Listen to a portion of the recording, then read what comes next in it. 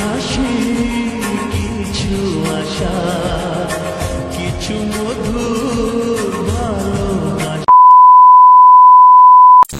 Hello friends, good morning, welcome back to my channel Payel প্রধান। তো বন্ধুরা, আশা করছি তোমরা সবাই খুব ভালো আছো। আমি কিন্তু খুব একটা ভালো নেই। আজ আমার বার্থডে, কিন্তু এতটা শরীর অসুস্থ কিছুদিন ধরে, মানে দুদিন মতন হলো।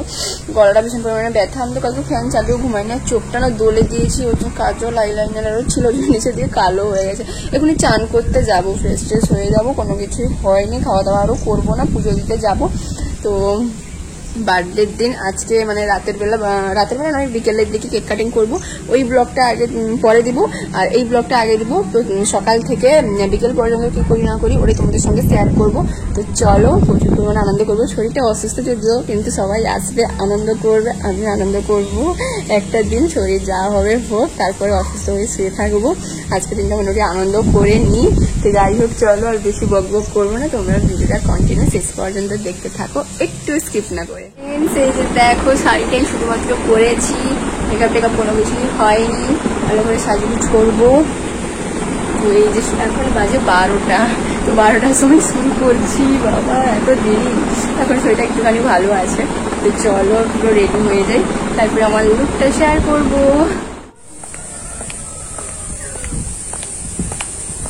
গরমে নাজেহাল অবস্থা। বাবা, অনেকটা দেরিও হয়ে গেছে, একা একা যেতে হচ্ছে। এটাই ছিল আমার কপালে, একাই। প্রথমে এসেই কিন্তু চলে এসেছিলাম মাখা নিব বলে আর মিষ্টি নিব বলে। তো নিয়েছি, দু জায়গায় পুজো দিব। এক জায়গায় দেওয়ার কথা ছিল, তবে ভাবলাম দু জায়গায় দিব। তো আমাদের এখানে ভবানী চকের যে মন্দিরটা আছে, শীতলা মায়ের মন্দির, তো ওইখানেই প্রথমে পুজো দিয়েছি। আর এতটাই দেরি হয়ে গেছে না বেরোতে, ওর জন্য কিন্তু বন্ধ করে দিয়েছিল। তারপর আমি বলতে তারপর কিন্তু খুললো। তো এখানে কিন্তু পুজো দেওয়া কমপ্লিট। এই দেখো কত সুন্দর না, এইখানে দাঁড়িয়ে দু একটা ছবি তুলেছি। আমি বলছিলাম একটুখানি ভিডিও করে দাও, আমি তো পারলেই যাচ্ছিলাম। মন্দির দেখো বন্ধ করে দিয়েছে, একটুখানি ভিডিও আরো করছি বলে। মানে এই গেটটা, সামনের গেটটা খোলা রেখেছে, না হলে আমরা পালিয়ে গেলে কিন্তু বন্ধ করে দিয়ে চলে যাবে ব্রাহ্মণ ঠাকুর। আমার তো ভিডিও করার কথা একদমই মাথায় ছিল না। তারপর পালিয়ে যাচ্ছিলাম, মনে পড়লো এই যা, আমি তো ব্লগই করিনি, মানে ফটো তুলেছি, রিলসও করিনি যদিও, তো ব্লগ করিনি। কিন্তু তারপর কিন্তু ভিডিওটা করলাম। তো তারপর কিন্তু এখন যাচ্ছি যে নলেশ্বরী মন্দির আছে না, অনেকেই হয়তো জানো বা অনেকেই জানো না। তো ওইখানেই কিন্তু অনেকগুলো ফটো বা রিলস আরও করেছি। আমাকে অনেকেই জিজ্ঞেস করেছে যে এটা ঠিক কোথায়, এগরাই নাকি? না, এগরাই নয়, আমার বাড়ি থেকে কিন্তু একটুখানি দূরে।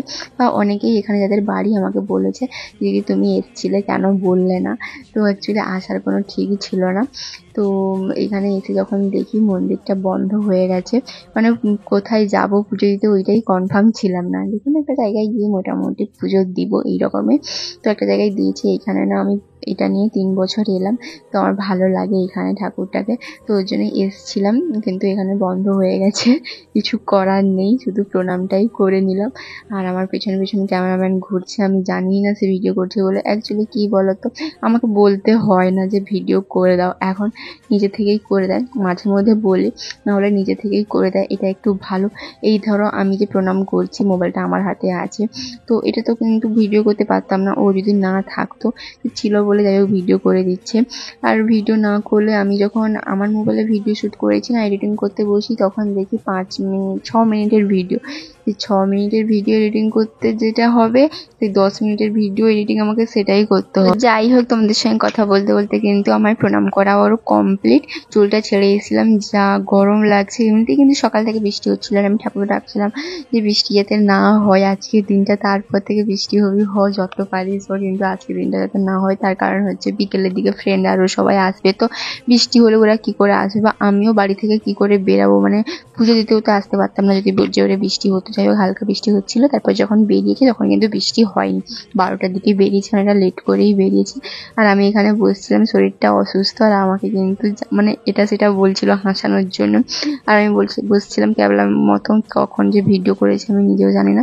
আর যখন তখন ভিডিও শুরু করে দিচ্ছে, মানে আমাকে বলে ভিডিও শ্যুট করছে না যে আমি ভিডিও করবো, এরকম যদি বলে, তখন ধরো একটুখানি ভালো করে বসলাম। আরও যেমন তেমন বসছি, যেমন তেমন ভিডিও করে দিচ্ছে, যেমন করেছে ওটাই তোমাদের সঙ্গে শেয়ার করলাম।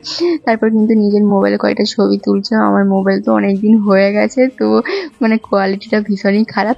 তবুও নিজের মোবাইলে ছবি না তুললে না ঠিক কেমন কেমন একটা লাগে। আমার ক্যামেরাম্যান যে আছে, তো ওকে আমি একটাই কথা বলছিলাম যে একটা জায়গায় যাবে, একটা পার্লার আছে অনেকটাই দূরে, তো ওইখানে আমাকে বলেছে যেতে, তো আমি একা যেতে পারবো না, তুমি কি আমার সঙ্গে যাবে? তো আমি ওই জায়গাটার নাম বলতে বললো ওটা কোথায় তুমি জানো, অনেক দূর। বললাম যতই দূর হোক না কেন আমি যাবো, তুমি আমাকে নিয়ে যাবে। তো এটাই বলছিলাম। আর একটা কথা বলি, তো একজন আমাকে কমেন্ট করেছে যে তুমি দাঁতটা ঠিক করে আসো তারপরে কথা বলবে, এরকম। তো দাঁতটা যে ঠিক করতে যাবো তার জন্য তো টাকা লাগবে, তো টাকা যদি তুমি দাও তাহলে আমার দাঁতটা ঠিক করতে কোনো অসুবিধা নেই, ঠিক আছে?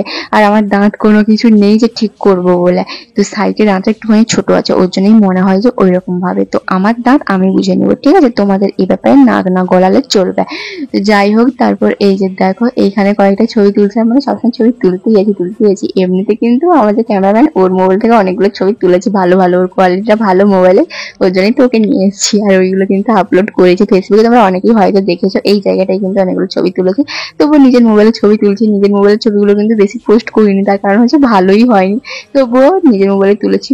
তো এখানে দেখো কেমন ভাবে বসে গেলাম, আমি নিজেও জানি না যে আমি এমন ভাবে বসছিলাম বলে। যাই হোক, তারপরে এই যে দেখো আমাকে কয়েকটা গিফট দিচ্ছিল, তো আমাকে সবাই কি কি গিফট দিয়েছে ওটা কিন্তু আলাদাভাবে তোমাদেরকে একটা ভিডিও দিব। সবাই আমার পাশে থেকো আর আমার ভিডিওগুলো রোজ দেখতে থেকো।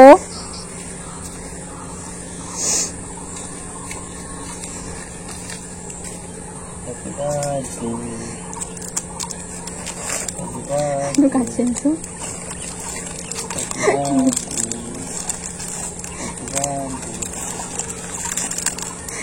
পেয়েছি আমি, আধার কার্ড নেই এটা।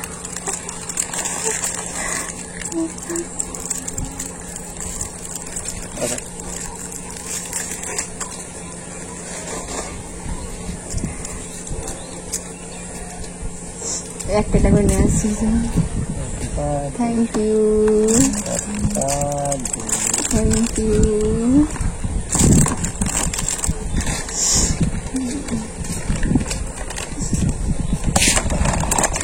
পারি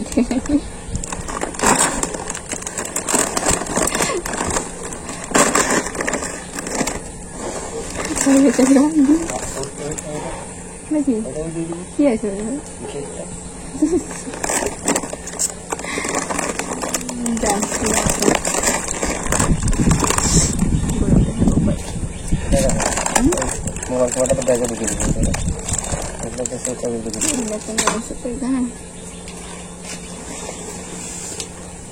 তো ফ্রেন্ডস, এই প্রথমবার আমাকে একজন বলল যে আমাকে নাকি আজকে ভালো লাগে।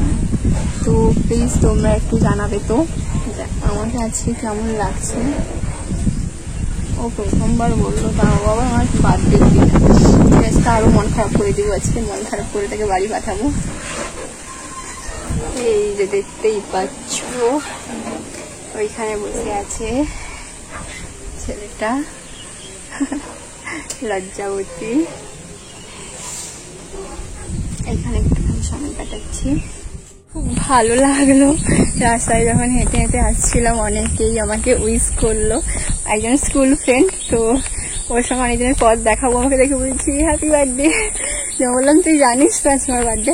বলছি হ্যাঁ, ফেসবুকে দেখেছি।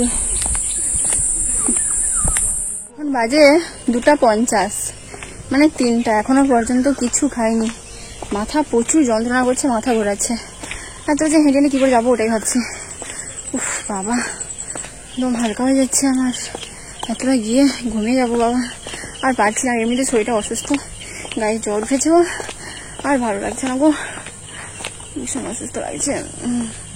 ছেড়ে দিয়ে আমি বলছিলাম ছেড়ে দিয়ে যেতে, বললো না যাও, আমাদের এদিকে কিছু কিছু মানুষ আছে ভালো নয়, তো ওর জন্য মাথা ঘুরিয়ে দিচ্ছে আমার।